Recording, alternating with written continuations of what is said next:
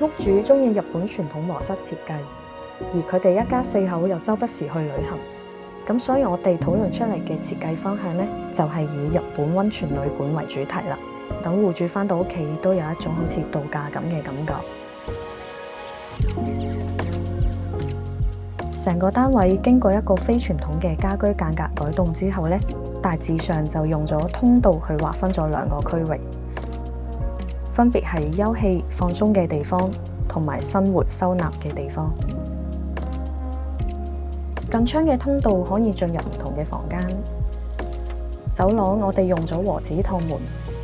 同埋一個綠植嘅區域。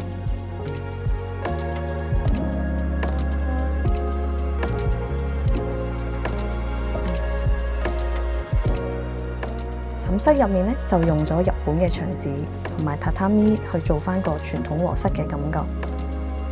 地下方面，我哋就選用咗大件地板去做個木嘅感覺出嚟，而連接住玄關嘅通道呢，就可以通往浴室。呢2排大型嘅收納櫃就分別集中收納咗全屋企嘅日常用品啦，同埋衣物嘅收納。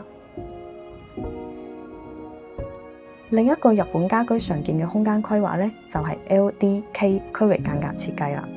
即係將客飯廳同埋廚房連為同一個空間。開放式設計嘅好處呢，就係可以好容易咁樣去同屋企人交流啦，同時亦都令到成間屋望落更加之寬敞。而日本櫥櫃除咗實用性高，亦都非常之人性化嘅，預備一餐飯都好講求動線。由清潔食材到烹調都可以做到好流暢。